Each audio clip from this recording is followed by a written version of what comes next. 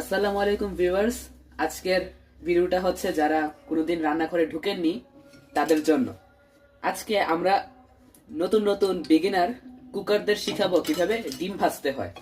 তো প্রথমেই কড়াইয়ের মধ্যে বা ফ্রাই প্যানের মধ্যে যে কোনো একটার মধ্যে একটু তেল দিয়ে একটা ডিম ফাটিয়ে ছেড়ে দিতে হবে।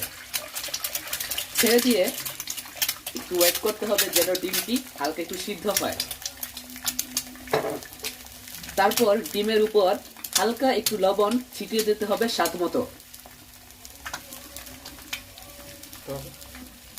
এখন হালকা একটু নাড়াচাড়া করার পরে আমরা ডিমের কন্ডিশন অনুযায়ী ডিমটাকে তুলে নিব।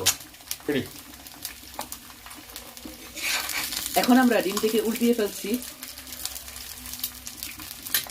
হয়ে গেল, এই যে হয়ে গেল মজা মজা ডিম পোস্ট। আশা করি আমাদের এই ভিডিওটি আপনাদের ভালো লাগছে। যদি ভালো নাও লেগে থাকে আমাদের ভিডিওতে প্লিজ